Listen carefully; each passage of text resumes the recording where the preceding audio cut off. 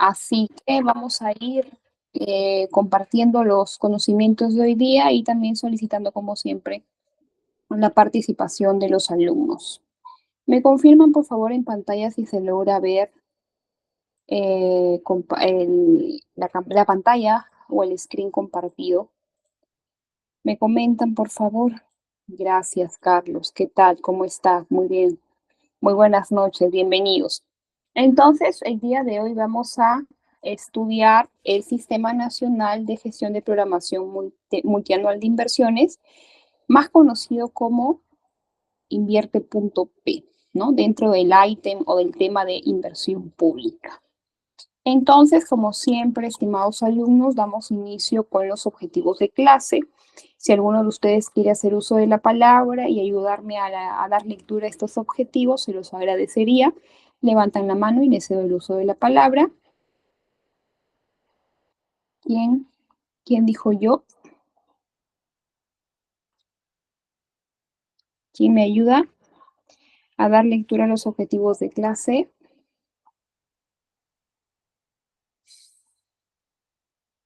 ¿Alguien? Si están por ahí con vida.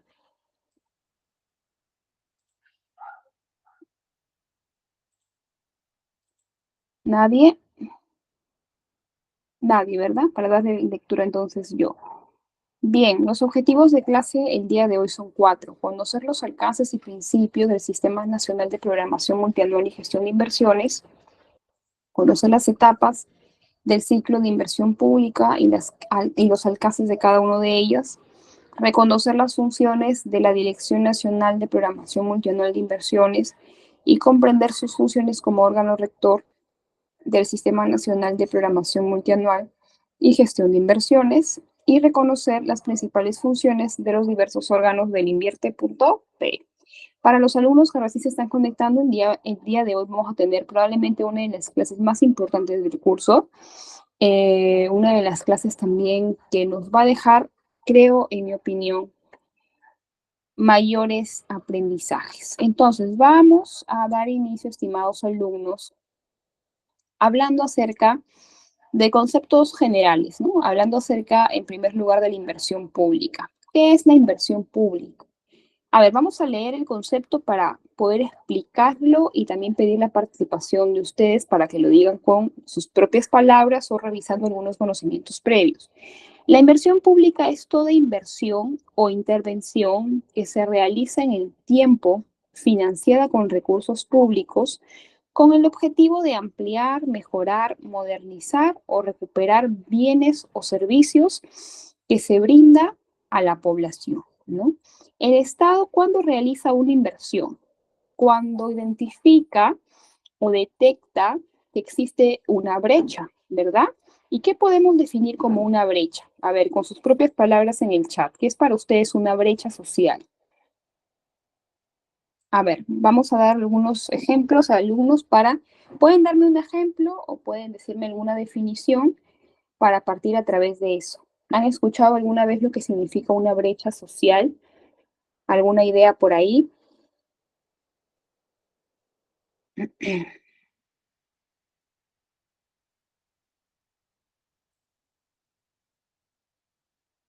¿Qué pasó? ¿Estamos tímidos hoy? ¿O no me escuchan? Porque si no me escuchan, me avisan. Carlos nos dice, para él una brecha social es el estatus de la economía del país. A ver, puede ser otra idea para ir creando conceptos y puliendo conceptos. Otra idea, alumnos. Por ejemplo, si quisiéramos definir una brecha social de una forma más operativa, ¿no? Si quisiéramos identificar cuándo tenemos una brecha social a través de un ejemplo. Vamos a imaginar que eh, vivimos o viajamos hacia una comunidad rural, hacia una comunidad lejana, hacia una comunidad pequeña, y en esa comunidad Cuando, por ejemplo, queremos hacer uso de los servicios higiénicos, nos damos cuenta que en los hogares, en las familias, digamos, como un común denominador, las personas no tienen un sistema adecuado de deposición de residuos sólidos o, por ejemplo, no tiene la agua potable en sus hogares, ¿no? Entonces, esa deficiencia, esa falta, ese espacio le conoce como una brecha social. Correcto, Carlos. Cuando nosotros identificamos que en una comunidad hace falta algún servicio básico, no se está brindando un servicio como el agua, el saneamiento, la electricidad. Por ejemplo, ellos viven aledaños a un río y no tienen un puente, o el puente que tienen es artesanal y en pésimo estado, ¿no? O de repente la trocha de acceso hacia su comunidad ni siquiera está firmada, ¿no? Es una trocha en muy mal estado. Entonces, una brecha, para definirlo, vamos a poner por acá el concepto, una brecha social es podríamos definirlo como la falta de un servicio básico, ¿no? Y esa brecha social merece la intervención del Estado. Entonces, ¿cómo interviene el Estado para hacerle frente a una brecha social? A través de la ejecución de proyectos de inversión pública, ¿correcto? Entonces, esta brecha social o brechas sociales, porque en una comunidad no solamente existe una única brecha, ¿verdad? Existen seguramente muchas brechas sociales y estas brechas tienen que irse priorizando para que puedan ser paulatinamente atendidas por el Estado a través de recursos privados o recursos públicos. Un proyecto de inversión pública, alumnos, única y exclusivamente puede financiarse 100% con recursos públicos o puede participar el sector privado. Dígame sí o no, ¿qué piensan ustedes?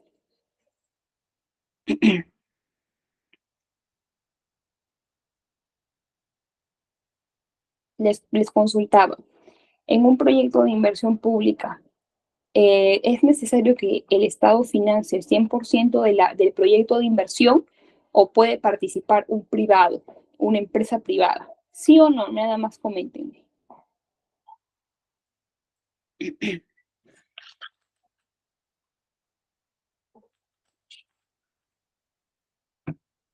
Sí puede participar y ir, ¿no? Hay formas de inversión que lo vamos a ver al finalizar la clase, que el Estado ha regulado y ha normado en el que promueve e incentiva la participación del sector privado en el financiamiento de proyectos de inversión pública a través de dos modalidades. ¿Cómo se llaman esas dos modalidades? Se llaman obras por impuestos y asociaciones público-privadas, pero lo vamos a estudiar al final, ¿ya?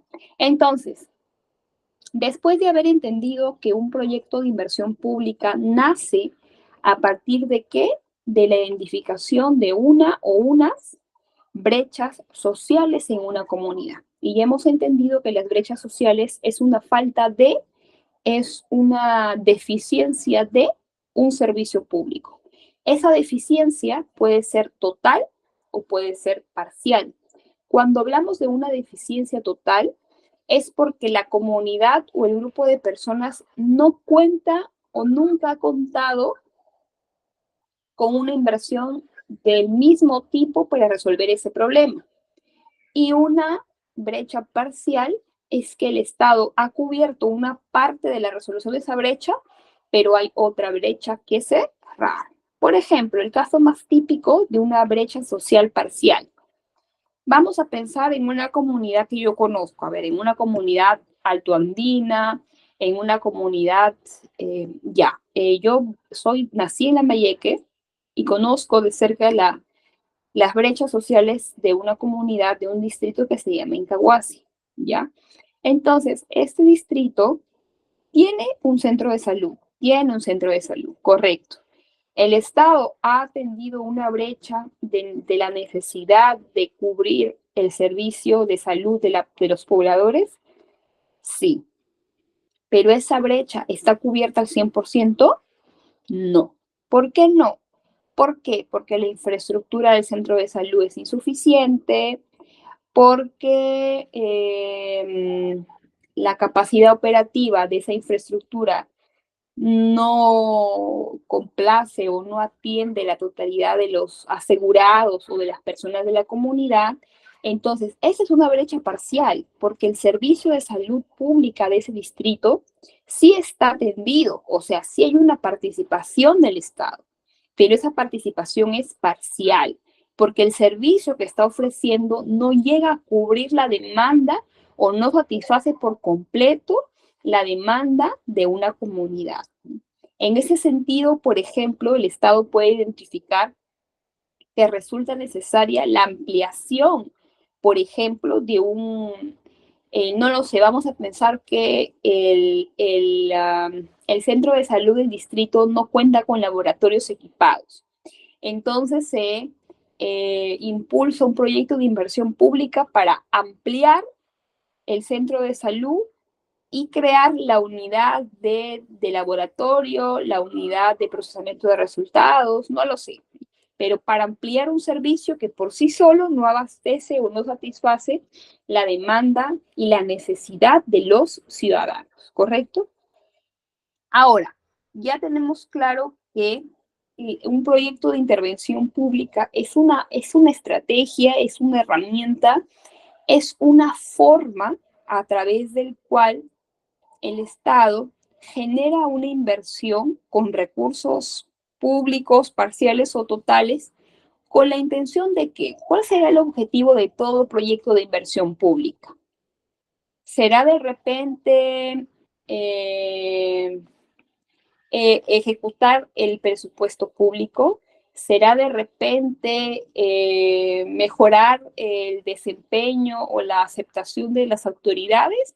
¿O el único objetivo o el principal objetivo de un proyecto de inversión pública será generar un cambio en el estatus de vida de los pobladores que son beneficiarios? ¿Cuál será el único y real objetivo de los proyectos de inversión pública, queridos alumnos?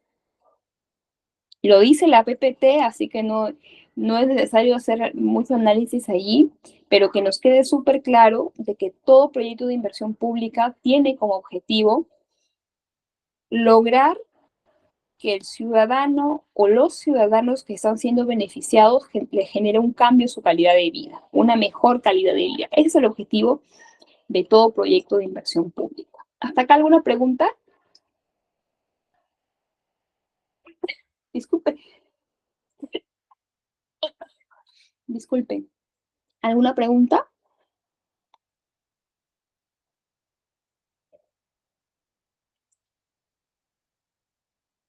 Correcto, quedó claro. Gracias, Carlos. Entonces, vamos a seguir. Ahora, ¿cómo el Estado, la gran pregunta que viene, alumnos, es cómo el Estado administra, organiza la inversión pública en nuestro país? Fácil, esa respuesta es sencilla. La inversión pública en nuestro país está organizada a través de un sistema administrativo. ¿Cuántos sistemas administrativos existen en nuestro país? Ya lo hemos dicho, ¿verdad? Que son 11. Ahora, ¿cómo se llama el sistema administrativo que aborda la inversión pública en nuestro país? Se llama Sistema Nacional de Programación Multianual y Gestión de Inversiones. Pero, licenciada, a mí me han dicho que el sistema, sistema de inversión se llama Invierte.p. Correcto, el sistema Invierte.p es el mismo que les acabo de hacer mención, sino que es su nombre más corto, su nombre más comercial, su nombre más conocido, su nombre más renombrado, como quieran llamarle, ¿ok? Pero el nombre completo es Sistema Nacional de Programación Multianual y Gestión de Inversiones, más conocido como Invierte.p. Ahora, tenemos que tener claro que este sistema nace, y les voy a contar un poquito a través de esta clase, cómo nace el sistema de invierte.p. Porque de repente aquí, a ver, ¿quién me dice en el chat quién en su momento trabajó o estudió el anterior sistema que se llamó SNIP, ¿no? Sistema Nacional de Inversión Pública? A ver, ¿quién me escribe por acá? ¿Quién lo estudió? ¿Quién trabajó con él? Si le suena o de repente no, nunca lo han visto. Parece que Jaime sí le suena, sí en su momento lo reconoce.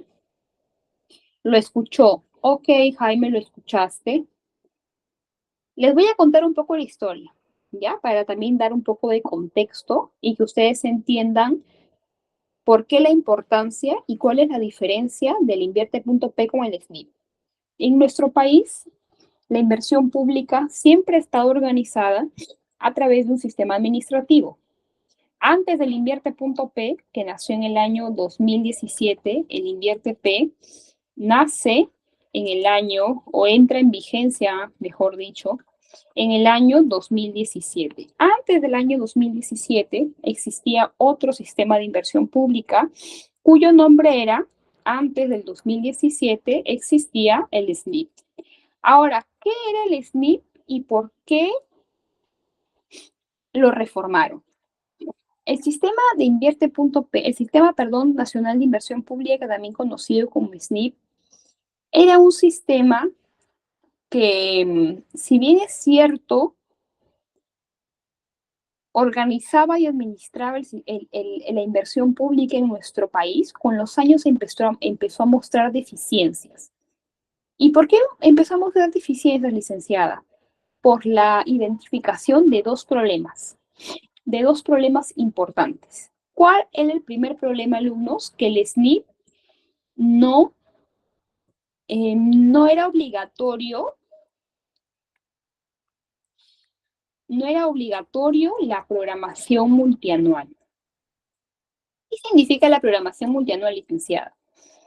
Que las inversiones públicas, los proyectos de inversión pública, las futuras obras que se hacían en nuestro país, no se programaban y se planificaban debidamente con la antelación debida y con la priorización debida. Entonces, ¿cuántos de ustedes en su momento, hace años, porque ahorita ya no se ve porque estamos con otro sistema, hace unos 10 años, quién escuchó de una obra escandalosa de 2 o 3 millones de soles en el que, por ejemplo, se hacían obras públicas, no lo sé, de construcción de estatuas, ¿no? De grandes estatuas, de proyectos de inversión que no apuntaban a cerrar una brecha prioritaria para el país, ¿no? Algunos de nosotros hemos tenido que escuchar alguna vez, antes del invierte.p en el SNIP, que la falta de una programación multianual de inversiones conllevaba a que los proyectos de inversión pública, uno, no estén orientados al cierre de brechas, dos, no estén planificados en el tiempo, tres, el presupuesto quedaba, o sea, la planificación, como no se planificaba, no se aseguraba el financiamiento total de esa obra. ¿Y qué ocasionaba? Que a mitad de camino, que a mitad de ejecución se acabaran los fondos y esa obra se paralizara, ¿no? Entonces, como el Estado identifica esos problemas en el Sistema Nacional de Inversión Pública, el que era conocido como el SNIP, además de eso, ¿cuál era otro problema del SNIP? Que todos los proyectos de inversión pública para el SNIP eran igual. No importaba si era un pequeño proyecto de, no sé, 500,000 soles, un proyecto de 500,000 soles y un proyecto de 50 millones de soles, según el SNIP, ambos tenían que seguir el mismo procedimiento, la misma complejidad, los mismos pasos, y eso hacía de que un proyecto pequeño demore mucho en ejecutarse porque tenía que seguir toda la terminología y todo el proceso que un proyecto de más envergadura, ¿no? Entonces, esa forma de pensar y esa estrategia cambió después de la promulgación del decreto legislativo 1252. ¿Cuándo fue eso, alumnos? En el año 2017. ¿Con qué intención se reforma el sistema de inversión pública? Con la intención de promover un sistema de inversión pública más ágil,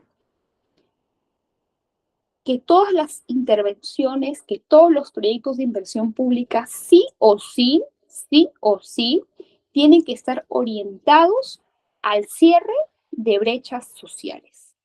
Incluso en el sistema donde tú ingresas el proyecto, puedes y tienes que elegir cuál es la brecha y cuál es la categoría que está cerrando tu proyecto, que apunta a cerrar tu proyecto. Entonces no hay forma en cómo lo evadas. Y de esa forma se asegura que la inversión del dinero de todos los peruanos se realice en proyectos que efectivamente van a cambiar o mejorar la calidad de vida de las personas. ¿Cuál fue otro cambio? Que ahora en el Invierte.p no todos los proyectos tienen que pasar el mismo procedimiento o el mismo ciclo de inversión. De acuerdo a al costo del proyecto, si es un proyecto más pequeño o si es un proyecto más grande, hay procedimientos diferenciados de acuerdo al monto de ese proyecto. ¿Con qué intención, alumnos? Con la intención de que los proyectos de impacto, pero de menor presupuesto y menor complejidad, puedan ser ejecutados de una forma más rápida, ¿correcto? Esa es la intención, sin dejar de colocar los filtros necesarios para asegurar que la formulación y la ejecución de este proyecto, en la medida de los filtros que se pueden utilizar, esté libre de corrupción, esté libre de direccionamiento, ¿no? Esté libre de una falta de transparencia que debe tener todo proyecto de inversión pública. Más o menos esa es la historia de cómo nace el Invierte.p, cuáles son sus diferencias con el SNIP y la forma o la exigencia de este nuevo sistema es cambiarle el chip a los gestores públicos, a los profesionales técnicos encargados de la formulación y la ejecución de todos los proyectos en el Perú, y también de darle un mensaje a la ciudadanía de que el Estado no busca burocratizar excesivamente los procedimientos, sino realizar los pasos necesarios para asegurarse de que esa obra que va a ejecutar un gobierno sectorial, un gobierno nacional o un gobierno local cumpla con los estándares mínimos de relevancia, que cierre una brecha social y que, por supuesto, tenga como principal objetivo modificar o mejorar la calidad de vida de los ciudadanos. ¿Hasta acá alguna pregunta? ¿Se entendió cuál era un poco la historia de cómo nace el Invierte y las diferencias con el SNIP?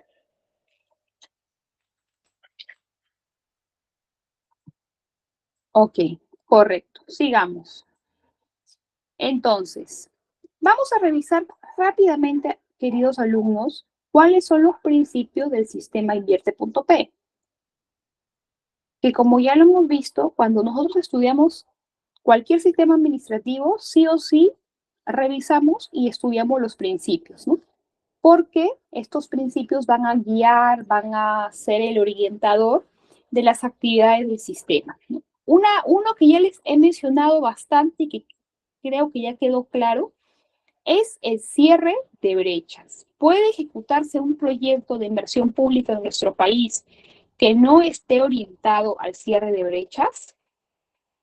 No, definitivamente no, porque el presupuesto de inversión pública está destinado para el cierre de brechas sociales. Y ya vamos a ver de qué forma un proyecto tiene que justificar cómo está cerrando una brecha social.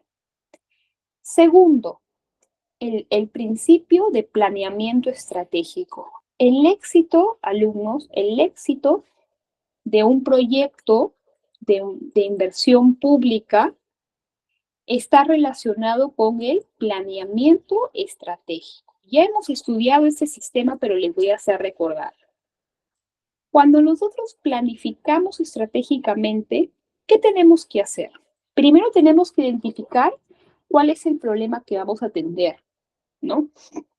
¿Cuál es el problema que vamos a atender? Entonces, vamos a pensar en una obra. A ver, vamos a pensar en una obra de mejoramiento de la transitabilidad de la urbanización Santa Rosa en Lima.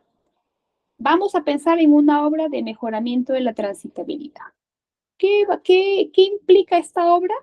¿Qué implica? Que se va a hacer la construcción de veredas, sardineles, y también se va a la pista o el acceso de esa urbanización se va a asfaltar, ¿correcto? Entonces, planificar estratégicamente, ¿qué significa? Que primero yo tengo que identificar un problema. Entonces, si yo tengo a una unidad vecinal, vamos a pensar en unas 200 familias que tiene esa unidad vecinal.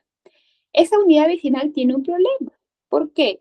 Porque desde que se fundó, hace 30 años, no tiene pistas asfaltadas. ¿Eso qué ocasiona? A ver, ¿qué ocasiona que una unidad vecinal, a ver, alguno de ustedes que de repente ha vivido como yo en su momento, en una urbanización que no tiene pistas y veredas adecuadas, ¿qué problema le trae a la salud, a los niños? A ver, vamos dando ejemplo para entender cómo nace un proyecto de inversión. Díganme ustedes, ¿qué ocasiona la falta, la brecha, la deficiencia de una adecuada provisión de pistas, veredas en una unidad vecinal? A ver, ejemplos. ¿Qué problemas? ¿Qué problemas causa? Con sus propias palabras.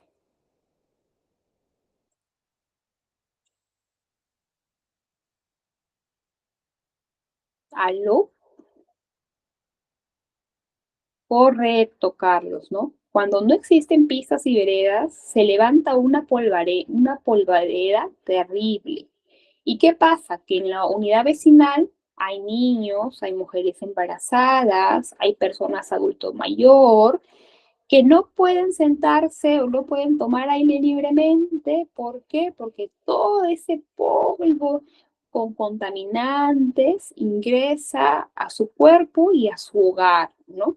Generando de repente problemas respiratorios para las personas de repente que sufren asma, que sufren fibrosis, que sufren alguna deficiencia en la salud en general, ¿no? ¿Qué pasa, alumnos, si no existen en una unidad vecinal pistas y veredas? ¿Qué ocasiona? Que el tránsito en la zona sea menor. ¿En qué sentido? Que existen, por ejemplo, vehículos menores que no pueden ingresar porque puede dañar su vehículo, los niños pueden accidentarse en esa trocha o en esa sección que normalmente está en desnivel, tiene piedras, ¿no? Puede generar accidentes. ¿Qué más puede pasar?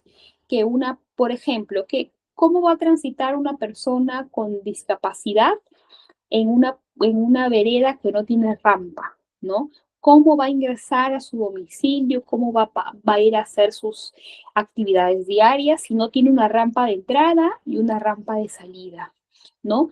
Ahora, ¿qué más? ¿Qué más? ¿Qué más puede ocasionar esas condiciones? También tiene un incremento con ¿con qué? Con la inseguridad ciudadana, ¿verdad? Porque se presta más a que sean lugares más oscuros, a que eso atraiga personas de mal vivir, ¿no? Pero sobre todo las consecuencias más conocidas o las que podemos identificar más rápido están vinculadas con la contaminación ambiental y con la afectación a la salud de las personas. Entonces, ahí ya tenemos un problema, ¿sí o no? Cuando planificamos estratégicamente, primero tenemos que analizar el problema. Luego, ¿qué tenemos que hacer? Tenemos que analizar las causas y las consecuencias. Ya las analizamos. Luego, ¿qué tenemos que hacer? Cuando planificamos estratégicamente, tenemos que proponer soluciones, estrategias, ideas. ¿Cómo podemos resolver este problema público? por ahí uno levanta la mano y dice, licenciada, lo más lógico es que se ejecute un proyecto de inversión pública de pistas y veredas en la unidad vecinal. Eso solucionaría el problema de fondo, ¿no? Ahora, está bien, esta es una idea. La pregunta es, ¿tenemos un presupuesto durante el año? Primero lo que hay que hacer para realizar esa obra es formular el expediente técnico, ¿verdad? Entonces, la municipalidad cuenta con el dinero para hacerlo. ¿Cuánto tiempo le va a tomar la inversión? ¿A cuántas familias va a beneficiar? ¿No? Entonces, todo ese análisis para ver si esa inversión es viable o no, tiene que realizarse antes de que se inicie todo el ciclo de inversión pública, ¿correcto? Para asegurar la provisión de los recursos y para también confirmar que ese proyecto de inversión atiende una brecha social. Ahora, ¿qué más? ¿Cuál es un principio, alumnos? Otro principio es el enfoque territorial, ¿no? ¿En qué sentido? En que siempre los proyectos de inversión pública tienen que atender digamos, la totalidad tiene que tener un enfoque macro, ¿no? ¿Por qué? Porque esta inversión pública tiene que ir distribuida de una forma equitativa en todo el territorio nacional, siempre atendiendo las necesidades más urgentes de la población, ¿no?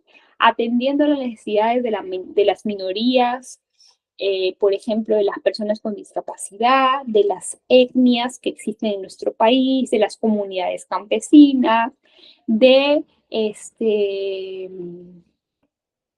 en realidad del conjunto de población que comprende no solamente los grandes grupos de personas, sino también tiene que estar enfocado con los grupos minoritarios. Ahora, ¿qué otro principio tiene que tener? Que ya se deduce. Impacto social. Este proyecto de inversión pública tiene que generar un cambio positivo en la calidad de vida de las familias, de las personas, para concluir el éxito de un proyecto de inversión pública, ¿no? A ver, vamos a dar otro ejemplo. A ver, mencióneme una obra que conozcan para analizar cuál es el impacto social de esa obra. A ver, menciónenme alguna, alumnos. No sé, puede ser la construcción de un colegio, de una posta médica, la ampliación de los servicios de una comisaría. Ya, vamos a dar un ejemplo. Ay, disculpe, estoy con una alergia terrible. A ver, su compañero Jaime ha hablado del proyecto Olmos. Ya. A ver, hablando del impacto social del proyecto Olmos, para los que conocen, es un proyecto de irrigación, que Olmos es un distrito que pertenece a la región Lambayeque. Entonces, el proyecto Olmos tiene varios objetivos.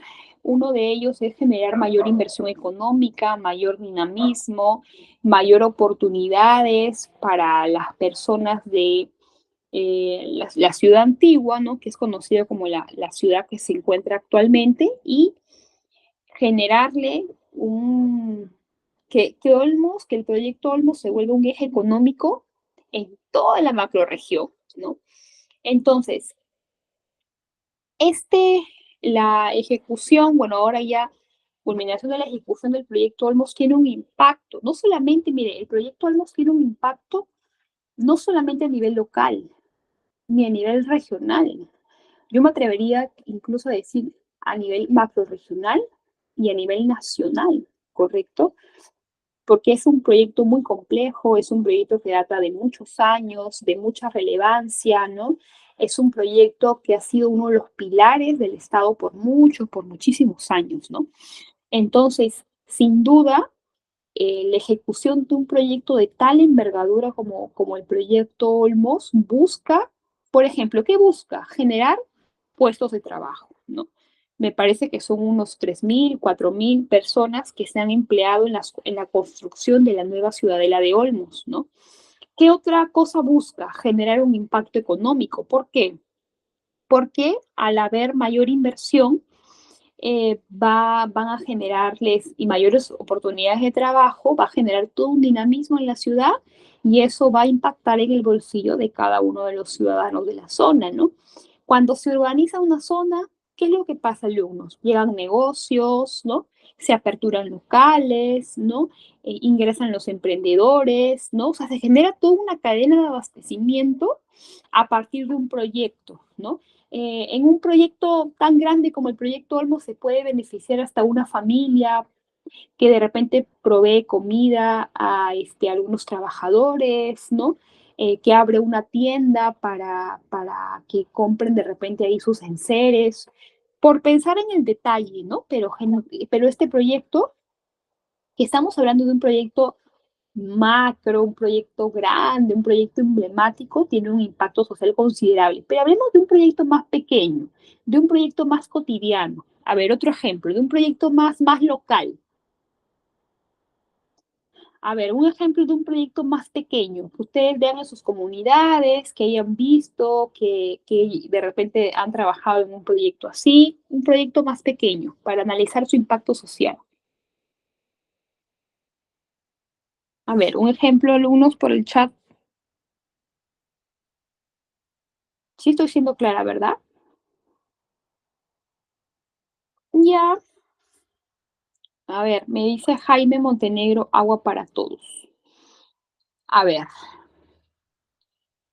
en nuestro país existe una brecha importantísima y muy preocupante respecto de la provisión de agua potable en muchas comunidades de nuestro país. Nosotros a veces no lo analizamos mucho porque lo damos por hecho, ¿verdad? Pero hay muchas personas que, por ejemplo, las personas que viven en muchas zonas de Villa María del Triunfo, tienen, como no tienen agua potable, ¿qué es lo que hacen? Compran agua de cisternas, ¿verdad? Y la pregunta es, ¿el agua de cisterna cuesta más cara que el agua potable o no? A ver, alguno de ustedes que sabe, ¿quién sabe?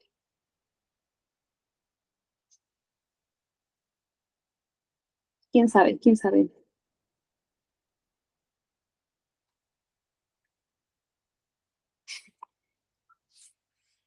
Bueno, para su conocimiento, mmm, lo que pasa, Jaycee, es de que cuando nosotros tenemos agua, el servicio de agua, tenemos normalmente un medidor, ¿correcto? Entonces va midiendo la provisión del recurso de manera mensual. Pero cuando las personas viven en ciudades, o perdón, en locaciones muy alejadas y tiene que subir una cisterna, suele encarecerse mucho más el servicio que lo que normalmente brinda una entidad prestadora de servicios, ¿no? Entonces, será lo mismo, por ejemplo, ¿qué pasa cuando tenemos el agua depositada en tachos, depositada en cubos? Es un foco de dengue, ¿verdad? Es un foco de infecciones, porque el agua depositada siempre trae a zancudos, a ciertos animales que pueden generar enfermedades de transmisión. Entonces, no es lo idóneo que las personas tengan agua depositada o agua de esa fuente almacenada incorrectamente en sus hogares porque se genera un foco infeccioso. Como lo vuelvo a repetir, en muchos lugares suele tener un impacto en la economía porque suele ser más cara que el agua potable. Y tercero, de que la regularidad con la que reciben ese servicio suele ser una vez a la semana, dos veces a la semana, ¿no? Entonces tienen que medir y tienen que limitarse en el uso de este elemento vital y eso también tiene consecuencias en su salud y tiene consecuencias en la calidad de vida que tienen. ¿O qué pasa? De que las personas tienen que caminar, los niños tienen que caminar muchas horas para traer agua, para conectar su balde, para realizar actividades que en nuestro día a día no las contamos porque tenemos un grifo del cual lo abrimos y recibimos el agua, pero hay muchas personas que tienen que caminar largas horas en comunidades andinas, que tienen que hacer su cola para recibir de un camión cisterna o que simplemente tienen que ingeniárselas para vivir varios días sin ese recurso. Entonces, con la ejecución de un proyecto, por ejemplo, de agua potable, ¿cuál es el impacto social? Por mencionar algunos que podríamos generar en las familias. ¿Cuáles creen ustedes? ¿Sobre qué impacta un proyecto de agua potable en la vida cotidiana de las personas? ¿En qué mejora su calidad de vida? ¿De qué forma? ¿Cómo creen ustedes?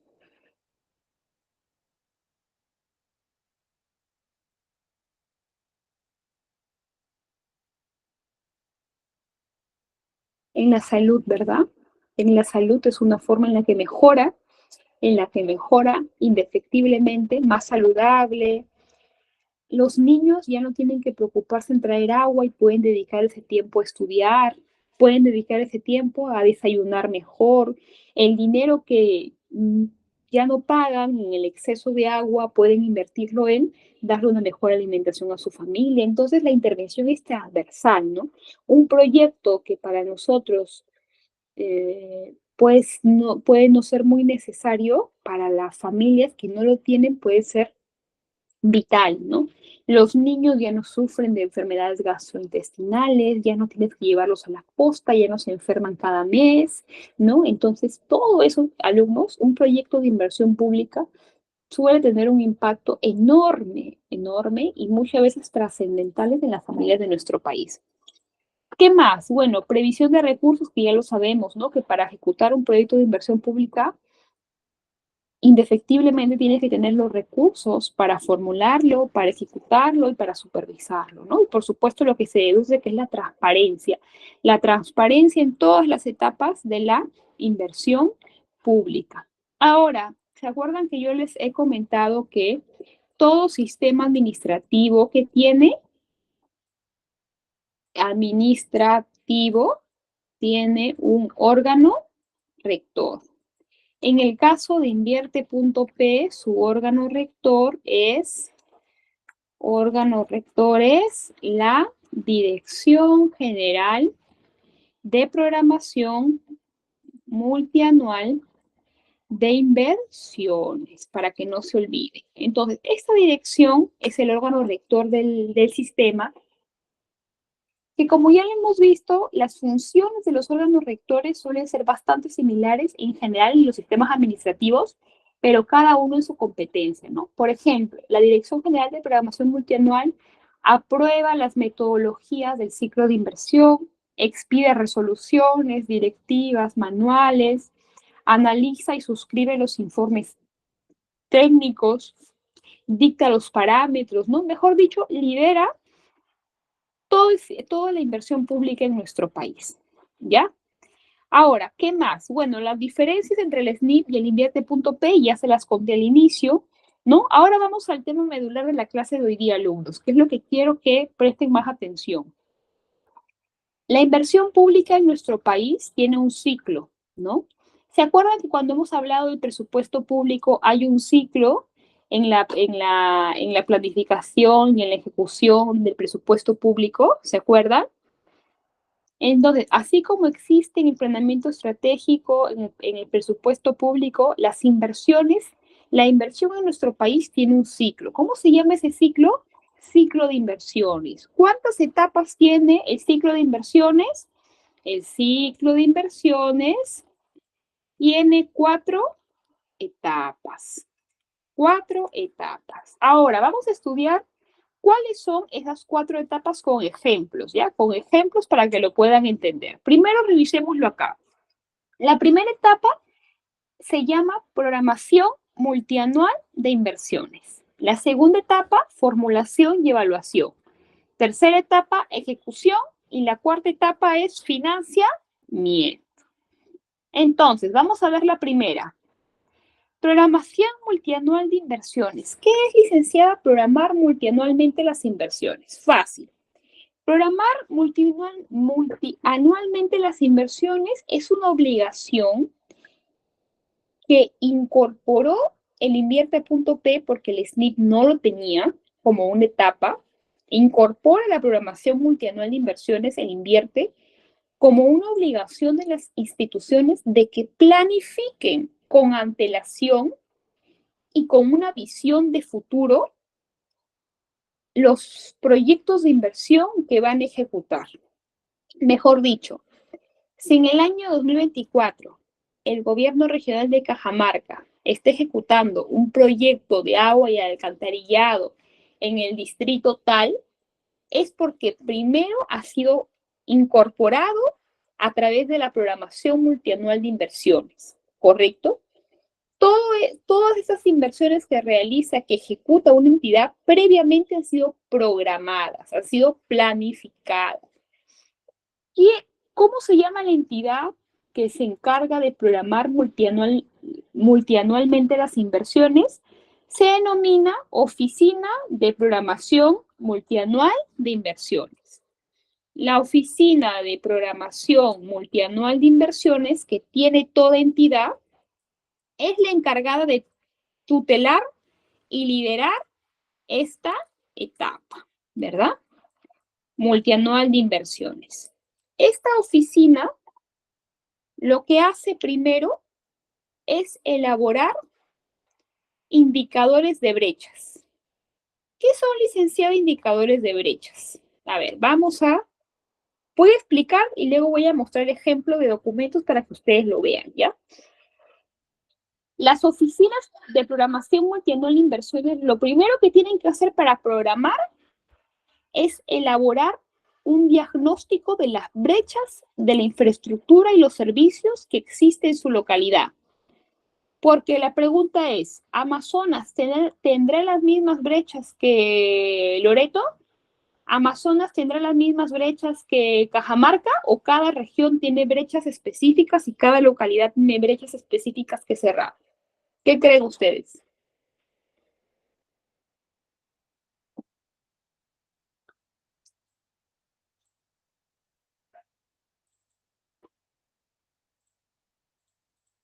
Específicas, ¿verdad? Entonces, ahorita les voy a mostrar, alumnos, un ejemplo de brechas y un ejemplo de un documento que elaboró la Oficina de Programación Multianual de un gobierno regional, ¿ya? Lo vamos a ver. ¿Me confirma si ven la pantalla? ¿Sí lo ven, verdad? Ya. Entonces, por ejemplo, en este caso, el gobierno regional de Lambayeque, para empezar con su programación multianual, ha tenido que primero definir sus brechas. Y una vez que ha definido sus brechas, tiene que publicar este documento que se llama diagnóstico de brechas, que es un documento que obligatoriamente lo tiene que presentar en su página web o en su portal institucional. Entonces, vamos a analizar, miren la fecha de publicación, agosto del 2024. Entonces, vamos a analizar este documento y vamos a irnos a un ejemplo para ver, en el caso de Lambayeque, qué brechas ha identificado el gobierno regional. Vamos a ver a un sector, vamos a ver en agricultura, página 13.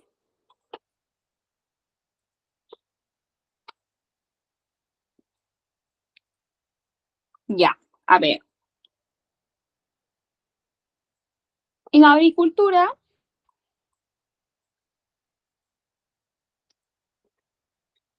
ya, aquí en la primera parte es una parte más expositiva, ya, pero vamos a ir a la parte de las brechas. Ya, miren, por ejemplo, en este caso, ¿cómo lo organiza este documento el gobierno regional? Lo organiza a través de gerencias, ¿no? Ustedes saben que los gobiernos regionales tienen gerencia de salud, educación, vivienda, transportes, agricultura, etcétera, ¿verdad? Que están creadas de acuerdo a los sectores, ¿no? A los sectores que existen. Entonces, vamos a ver en el caso de vivienda. En el caso de vivienda, ha anexado una tabla en el cual podemos ver cuáles son las brechas que ha ido identificando el gobierno regional en este tema de vivienda, construcción y saneamiento o en este sector. Por ejemplo, porcentaje de la población urbana sin acceso al servicio de agua potable mediante red pública o pileta pública, ¿no? El porcentaje de la población urbana que no tiene acceso al servicio de agua es una brecha, ¿no? Otro ejemplo de brecha, porcentaje de población urbana que no tiene continuidad del servicio de agua potable es otra brecha, ¿no? Otra brecha, porcentaje de viviendas rurales con servicio de agua con cloro residual menor al límite permisible, ¿no? Entonces, se va entendiendo qué es una brecha y cuál es el ejemplo que realiza, ¿cómo se llama la oficina que realiza este diagnóstico? Se llama la Oficina de Programación Multianual de Inversiones, ¿no? ¿Qué es lo que hace primero para programar? Identifica sus brechas y las publica a través de un documento que se llama Diagnóstico de Brechas. Ahora, por ejemplo, en el sector agricultura, el gobierno regional de Lambayeque ha establecido que una brecha es el porcentaje de puntos críticos en la ribera del río no protegidos ante el peligro de inundación. ¿Esa será una brecha? Claro, ¿no? Porque cuando existe una inundación, ¿afecta a una familia o afecta a una comunidad grande de personas? A una comunidad grande de personas, ¿no? Y también de hectáreas, lo que tiene un impacto en la economía de los agricultores, ¿no? Vamos a ver una última, ¿ya? Una última. A ver, otra brecha que he identificado, otra brecha que he identificado el gobierno regional de Lambayeque, por ejemplo, en transportes. Una brecha en transportes, porcentaje de la red vial departamental en condiciones inadecuadas, ¿no? Otra brecha, porcentaje de terminales portuarios marítimos o fluviales por implementar. Entonces, una vez que la oficina de programación ha establecido sus brechas y las ha publicado en un documento público que se llama Diagnóstico de Brechas y que se aprueba mediante una resolución, ojo, se aprueba mediante una resolución, el paso que sigue para programar multianualmente, es este que se llama acá, ¿no? Ahora, la pregunta es, alumnos, las brechas son muchas, ¿verdad? Este documento tiene 200 hojas y seguramente vamos a encontrar más de 100 brechas. La pregunta es, ¿tendrá dinero el gobierno regional para cubrir y cerrar todas esas brechas? ¿Le alcanzará su presupuesto para ejecutar 100 proyectos de inversión pública que cierre todas las brechas o va a tener que priorizar?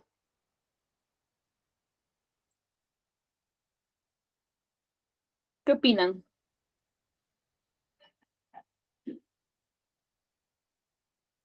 Correcto, va a tener que priorizar. Ahora, el gobierno regional, por ejemplo, porque estamos en ese ejemplo, ya vamos a seguir.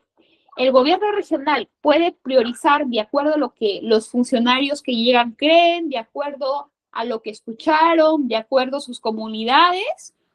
No, existen criterios de priorización, que ahorita les voy a mostrar un ejemplo. Existen criterios de priorización, es decir, después de que yo tengo todas mis brechas identificadas en el diagnóstico, lo que corresponde es que yo elabore, publique a través de un documento obligatoriamente cuáles van a ser mis criterios de priorización. O sea, de qué forma el gobierno regional de Lambayeque, por ejemplo, va a determinar qué inversiones va a ejecutar de acuerdo a esos criterios de priorización. Por ejemplo, acá tenemos un ejemplo de criterios de priorización. Me avisan si se ve mi pantalla, ¿ya? También del gobierno regional de Lambayeque para seguir en esa misma línea. Sí ven mi pantalla, ¿verdad? ¿Sí, no? Ya. Entonces, esta resolución aprueba, porque recuerden que el diagnóstico se aprueba mediante una resolución. Los criterios de priorización se aprueban mediante una resolución. Siempre tiene que haber la aprobación de una entidad a través de un acto administrativo, ¿no? Entonces, ¿qué dice la parte resolutiva? Se resuelve aprobar el documento Criterios de priorización de las inversiones 2025-2027 del Gobierno Regional de Lambayeque. Obligatoriamente se dispone que se publique en el portal institucional. Entonces, vamos a ver un ejemplo de criterios de priorización de acuerdo a los sectores que hemos estado revisando. Y a ver, vamos a ver por acá página 20 para que no se nos vaya el tiempo. A ver, vamos a ver. Ya, este está por aquí. Este está un poquito, lo han puesto ya a... Ya. A ver, espérense un ratito. Un ratito.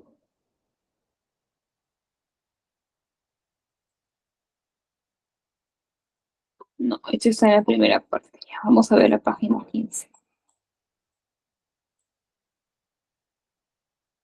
Ahora, estos criterios de priorización alumnos también se hacen de acuerdo a los sectores, ¿no? Sector agricultura, sector transporte, así como se identificó las brechas por sectores, también se identifican, y se colocan los criterios de priorización de acuerdo a los sectores, ¿no? Por ejemplo, en el caso de agricultura, ¿no? Ya habíamos hablado de las brechas, ¿no? De las brechas de los productores agropecuarios en asistencia técnica, ¿no? Pero acá ya vamos a encontrar, perdón,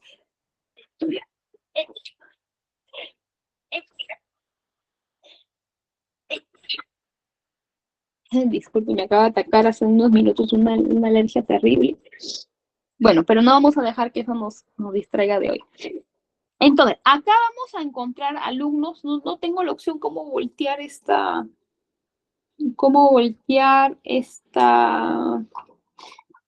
para colocarlo de esta manera, pero acá vamos a encontrar cuáles van a ser los criterios de priorización por sectores. Por ejemplo, vamos a hacerles una pregunta. En el sector educación, ¿qué será más importante? ¿El porcentaje de instituciones educativas en malas condiciones o el porcentaje de niños que abandonan la educación básica regular? Si ustedes fueran autoridades, ¿cuáles priorizarían? Tienen dos problemas. Tienen por un lado que la infraestructura de los colegios está en mal estado, pero tienen por otro lado que existe un alto número, un alto porcentaje de deserción escolar.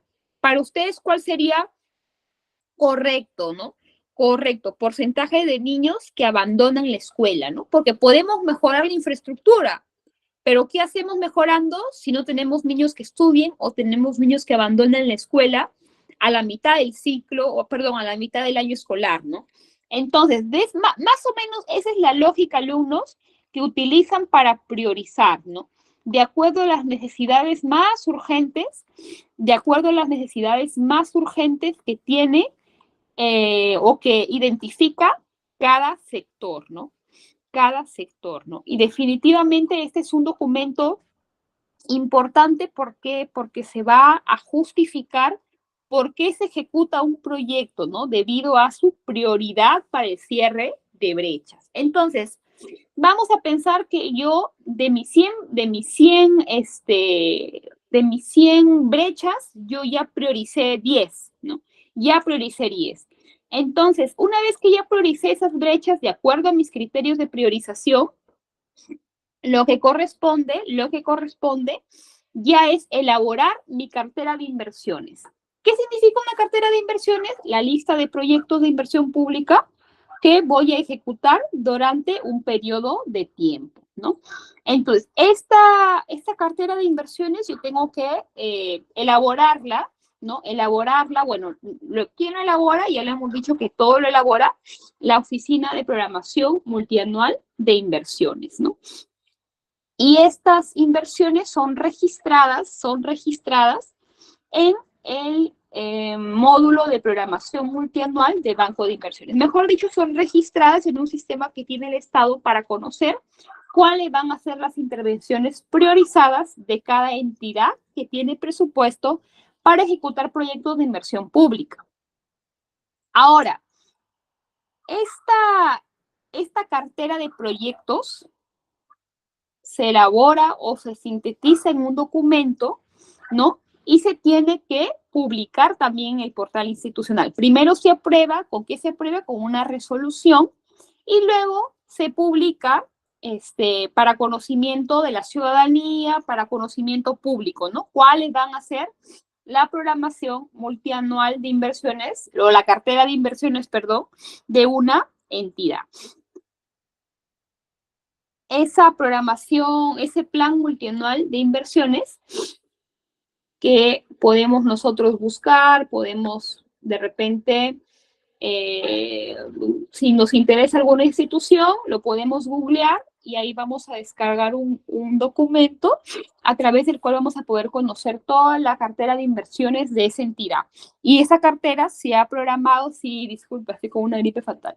Y esa cartera de inversiones se ha programado a través de una programación multianual. ¿Por qué se llama multianual? Porque se realiza en un periodo de proyección. O sea, yo no programo para el próximo año, sino programo para 3 años en adelante, ¿no? Mis inversiones las programo 3 años en adelante. Ahora, con eso yo ya estoy cerrando mi primera fase, ¿no? Una vez que ese plan ya está publicado, yo ya he cerrado mi primera fase que se llama programación multianual de inversiones. ¿Cuál viene? ¿Cuál sigue? Una segunda fase, la segunda fase que se llama formulación y evaluación. Ahora, ¿cuál es esta segunda fase de programación y formulación y evaluación, perdón? En la que, si bien es cierto, yo ya tengo una cartera de proyectos que voy a ejecutar, pero lo que corresponde es que yo analice, o mejor dicho, el órgano correspondiente analice técnica y económicamente su viabilidad. Si bien es cierto, el proyecto está priorizado, el proyecto está acorde a mis brechas y a mis criterios de priorización, pero esta segunda etapa obliga a que las instituciones justifiquen técnica y económicamente su viabilidad. Licenciada, ¿todos los proyectos tienen que realizar los mismos estudios de preinversión? La respuesta es no. No, porque va a depender del monto del proyecto para saber qué tipo de estudio de preinversión tienen que realizar. Los que son menos onerosos realizan procesos o estudios de preinversión más simples o menos complejos, si queremos llamarlo así, ¿no? Y los que son de mucha mayor inversión tienen que presentar obligatoriamente estudios de inversión mucho más complejos, ¿no? Ahora, rápidamente para conocimiento nomás.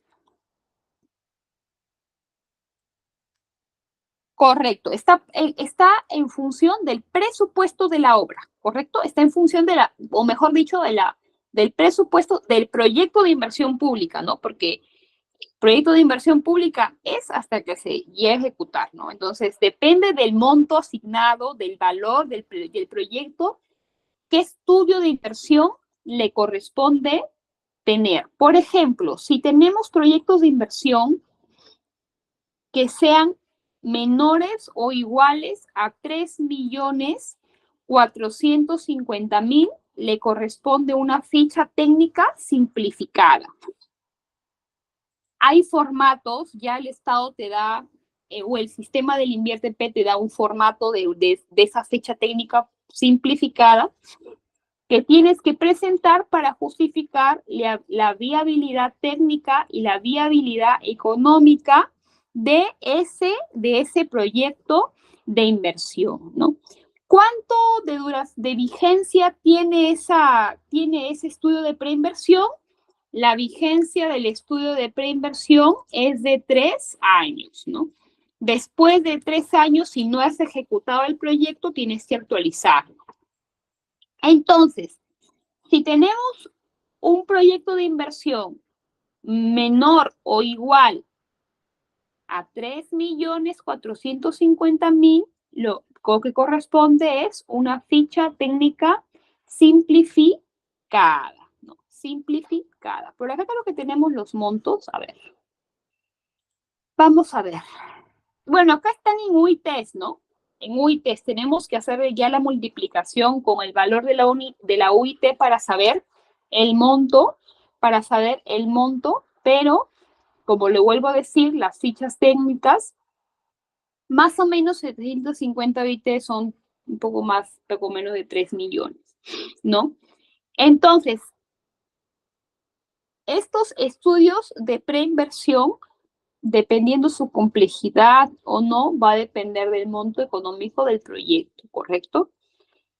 ¿Quién evalúa estas fichas técnicas o los estudios de preinversión? La unidad formuladora, ¿no? Toda entidad tiene una unidad formuladora que tiene como función evaluar las fichas técnicas y los estudios de preinversión. Y esa unidad formuladora tiene que registrar el proyecto en el banco de inversiones, así como el resultado de la evaluación de esa ficha técnica o de ese estudio de inversión.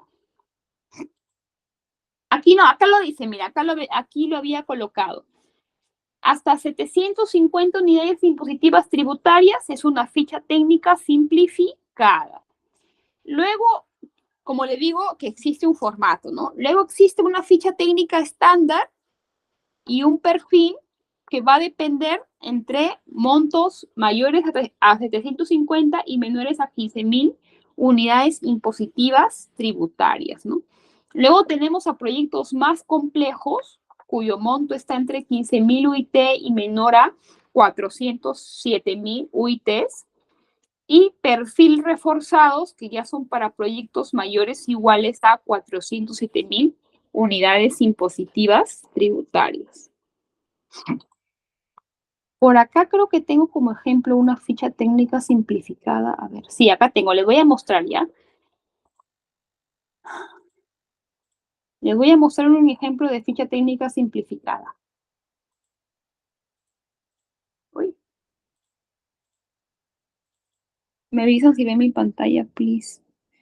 Está cargando un ratito. Ay, a mala hora me dio esta alergia. Ya, sí la ven, ¿verdad? Le voy a poner un poquito más de zoom. A ver, esperen. Y así ven, ¿verdad? ¿Me confirman? Ya. Entonces, este es un ejemplo de ficha técnica simplificada.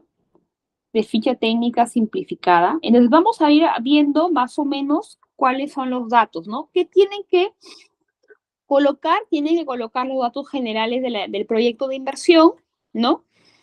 Tienen que responder preguntas de forma negativa o afirmativa, ¿no? Tienen que indicar la ubicación geográfica del proyecto de inversión, qué problema está atendiendo, cuáles son sus causas directas, sus causas indirectas, sus efectos directos, sus efectos indirectos, cuánta es la población afectada, a cuánto se va a beneficiar, cuáles son los objetivos del proyecto, cuáles son las alternativas de solución al problema además del proyecto, cuál es el sustento técnico del horizonte de evaluación, cuál es el análisis de la demanda, ¿no? O sea, que más o menos qué cantidad de personas van a hacer uso de ese servicio.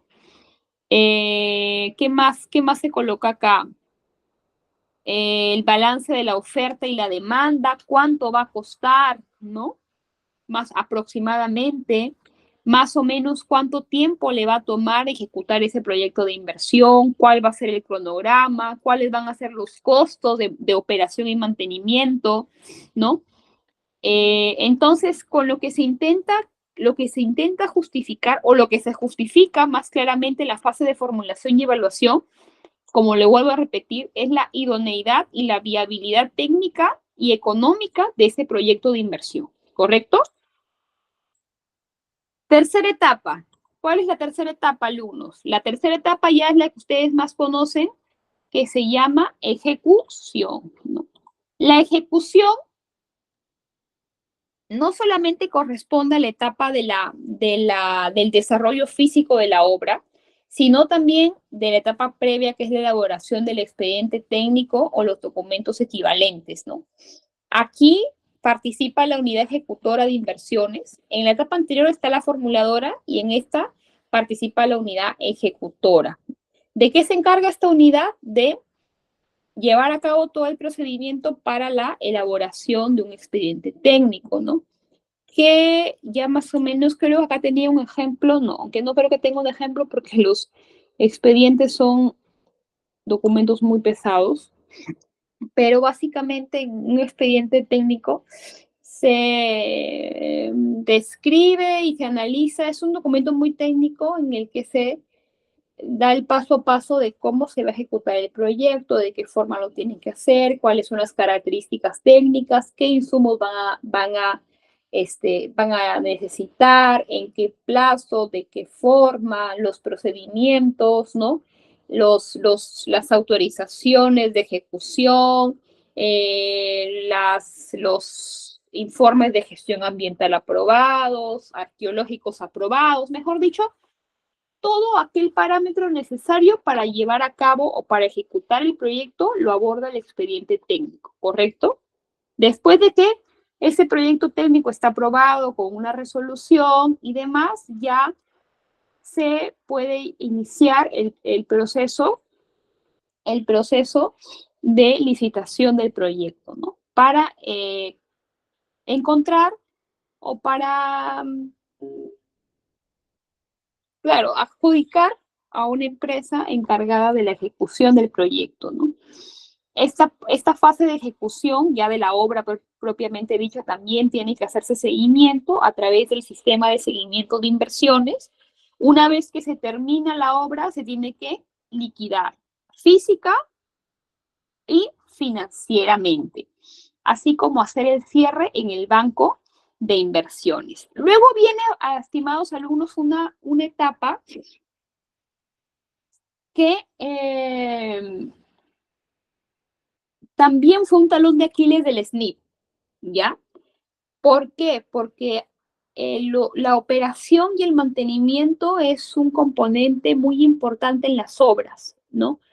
Porque toda obra que no tiene un presupuesto para operarse y para mantenerse tiende a que la vida útil sea menor, a que cumpla de menor manera el objetivo para el cual fue planificado, ¿no? Entonces, en este nuevo sistema, la etapa del funcionamiento se incorpora de forma obligatoria. En el presupuesto de todo proyecto de inversión tiene que haber un presupuesto para operar y mantener esa infraestructura a lo largo del tiempo para garantizar su vida útil, ¿correcto? Entonces tiene que programarse el gasto, tienen que hacerse evaluaciones de los proyectos, ¿no? Eso es muy importante, ¿no? Ahora, hagamos un repaso acá para que vean, cuando vean estas siglas, no se me confundan. Los órganos del Invierte.p. El órgano resolutivo, ¿qué es? Es el órgano de mayor decisión dentro de una institución que normalmente es el encargado de aprobar, autorizar las diferentes decisiones que se suelen trasladar en documentos, ¿no? ¿Quién encabeza el órgano resolutivo? Lo encabeza la máxima autoridad de una institución. Por ejemplo, si hablamos de un gobierno regional, ¿quién es el órgano resolutivo? El gobernador regional. Si hablamos de un ministerio, ¿quién es un órgano resolutivo? El ministro, ¿no? ¿Por qué? Porque él es el que toma la decisión final, por ejemplo, sobre el diagnóstico de brechas, él tiene que emitir una resolución y la tiene que firmar. Cuando se elaboran los criterios de priorización, si bien es cierto lo elabora la Oficina de Programación Multianual de Inversiones, pero el gobernador, o mejor dicho, el órgano resolutivo lo aprueba con una resolución. ¿Cómo se llama cómo se llama, digamos, o cómo, de qué forma se estructura la máxima autoridad de una institución, órgano resolutivo, ¿no? La Oficina de Programación Multianual de Inversiones, ya lo vimos, que es el encargado de conducir la primera etapa del ciclo de inversión, ¿verdad? Y de hacer y de llevar a cabo todo el procedimiento de programar multianualmente las inversiones. La unidad formuladora está en la etapa de los estudios de preinversión, en la etapa número 2, ¿no? De formulación y evaluación. Y la unidad ejecutora en la tercera etapa, en el procedimiento de elaboración del expediente técnico y de ejecución propiamente de la obra. ¿Qué más? Bueno, ya expliqué cuáles son los órganos del invierte.p. Ah, ya. Y vamos a finalizar explicando rápidamente. Ay, esta alergia me... discúlpenme por favor. Espero que me comprendan que me tiene un poco distraída esta alergia. Al principio de la clase les decía que no todos los proyectos de inversión pública tienen que ejecutarse 100% con recursos públicos. Existen dos modalidades a través del cual el sector privado puede participar en el financiamiento y en la ejecución de proyectos de inversión pública. ¿Cómo se llama? Las obras por impuesto y las asociaciones público-privadas.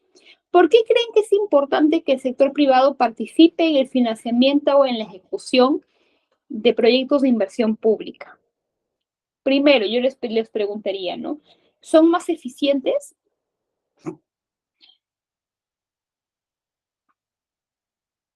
Si comparamos la ejecución de proyectos de inversión pública con los proyectos de inversión privada, ¿cuál de los dos es más eficiente, más célere, menos burocrático, menos corrupción? ¿No? Definitivamente el sector privado, ¿no?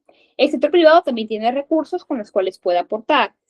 En esta primera modalidad de obras por impuestos, el sector público, perdón, el sector privado ejecuta obras a cuenta de sus impuestos, de su impuesto de renta, ¿no? O sea, las empresas grandes como las mineras, como Telefónica, pagan anualmente al Estado millones y millones de soles en impuestos, ¿correcto? Entonces, el Estado le dice, no me pagues, ¿no? Ejecuta un proyecto de inversión pública y yo te descuento lo que gastes de tus impuestos. Y el privado dice, me gusta la idea porque la comunidad me va a ver más de cerca, la comunidad va a ver que yo tengo un beneficio directo, la comunidad ya no va a esperar 10 años a que se ejecute una obra a través de la encargatura o 100% con fondos públicos, sino de repente yo lo puedo ejecutar en 3 años, ¿no? Entonces, esa es una manera en que el sector privado participa a través de las obras por impuestos. En las asociaciones público-privadas, el sector privado participa en la formulación, en la ejecución, con sus recursos de proyectos de inversión pública, con la condición de que el Estado le devuelva lo que invirtió y obviamente que le genere una rentabilidad, ¿no? Por ejemplo, cuando se dan las concesiones de las vías en la Panamericana Sur, en la Panamericana Norte, se colocan peajes, ¿no? Que se concesionan por 20, por 30 años. Por ejemplo, ese que está en la Panamericana Sur, que se llama, el concesionario se llama COVID. Entonces, ese concesionario ha ejecutado el asfaltado de la vía, pero a cambio de que tenga una concesión por esa vía a través de los peajes y él también recupere su inversión y también le genera una rentabilidad. Y con eso el Estado, que no tiene ni el presupuesto ni la capacidad operativa para mantener adecuadamente vías nacionales o vías interdepartamentales, pueda garantizar su óptimo funcionamiento. Bueno, alumnos, si no hay otra pregunta, voy a enviarles el Kahoot de hoy día para que finalicemos la sesión. Finalicemos la sesión con esta dinámica. ¿Alguna pregunta al chat o ya vamos a de frente con el Kahoot? Les paso el link, ¿ok?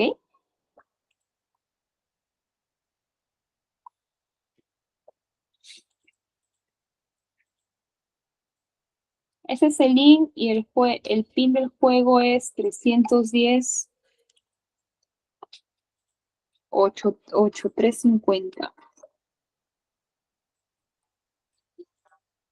Musiquita del pajote relajante. No sé ustedes qué piensan. A ver, acá los espero un ratito, un minuto y empezamos. Me da una alerta terrible, ¿qué será? No tengo fiebre.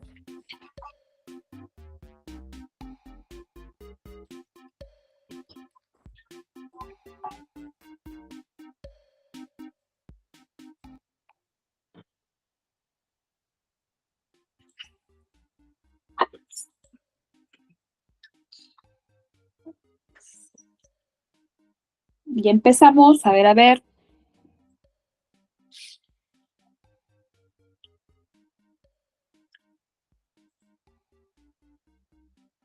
Vamos a empezar.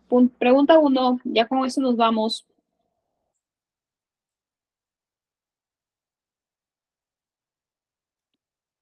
Pregunta 1.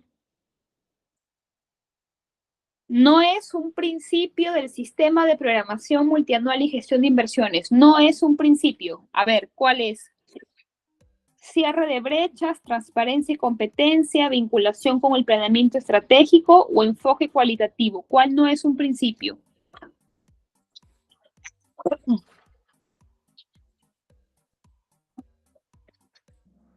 Correcto, el enfoque cualitativo no es un principio. Sigamos. Pregunta 2. Órgano rector del sistema invierte.p. ¿Cuál es el órgano rector? Lo he mencionado y lo escribí por el chat. ¿Cuál es el órgano rector?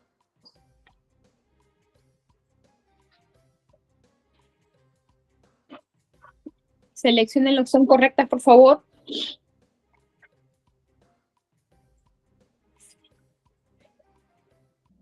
Correcto, ¿no? La Dirección de Programación Multianual de Inversiones. Yo no sé por qué me han puesto Dirección General de Presupuesto Público, ¿no? ¿Qué tendría que hacer acá la Dirección General de Presupuesto Público, alumnos? No. Es excelente rector del sistema de inversión, de presupuesto público, ¿no? Sigamos.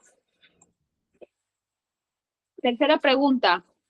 ¿Cuál no es una fase o una etapa del ciclo de inversión pública? Hoy está facilita. ¿Cuál no es una etapa?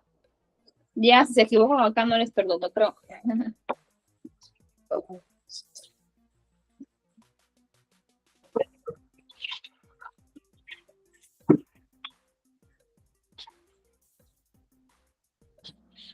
Correcto, ¿no? La reevaluación por parte del MEF. Para el alumno que me eligió programación multianual de inversiones, definitivamente es así, es la primera etapa. La fase de programación multianual está a cargo de la unidad formuladora. ¿Seguros? ¿Verdadero o falso? Lo he escrito por el chat. La primera fase está a cargo de la unidad formuladora.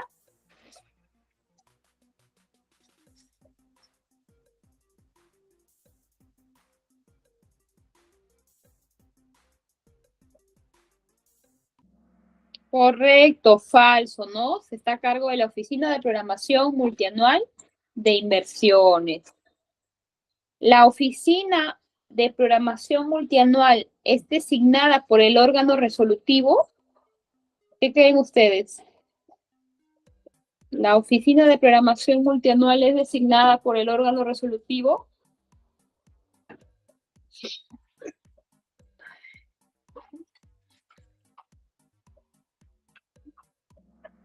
Verdadero, correcto. ¿Quién es el órgano resolutivo? La máxima entidad dentro de una institución.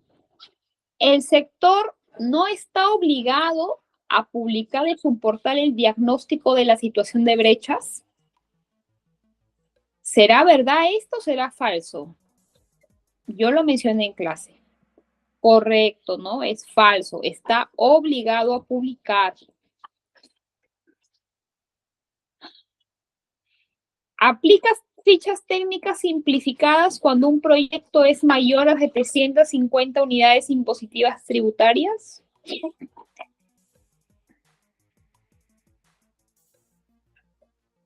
¿Verdadero o falso, alumnos? ¡Tararán! Falso, ¿verdad? Falso. Menor o igual. Eso dijimos. 2 preguntas y nos vamos. Las fichas técnicas o estudios de preinversión tienen una vigencia de 5 años. Yo les dije por cuántos años estaba vigente las fichas o los estudios de preinversión, porque si no tenían que actualizarse, ¿se acuerdan? ¿Cuántos años les dije? ¿Fueron 5, verdadero o falso?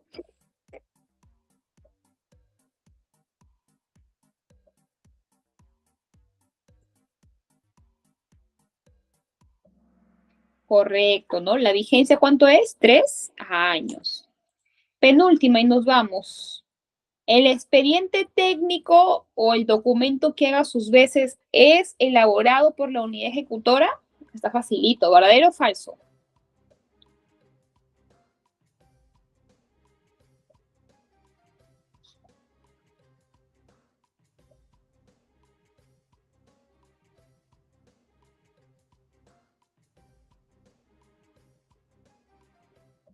Verdadero, correcto, verdadero. La última.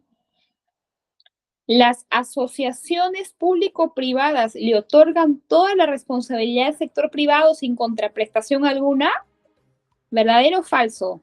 ¿Se acuerdan que yo le dije que el sector privado participaba, pero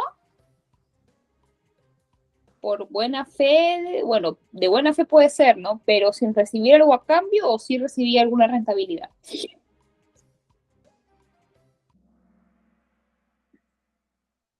Falso, ¿verdad? Porque siempre busca recibir una rentabilidad.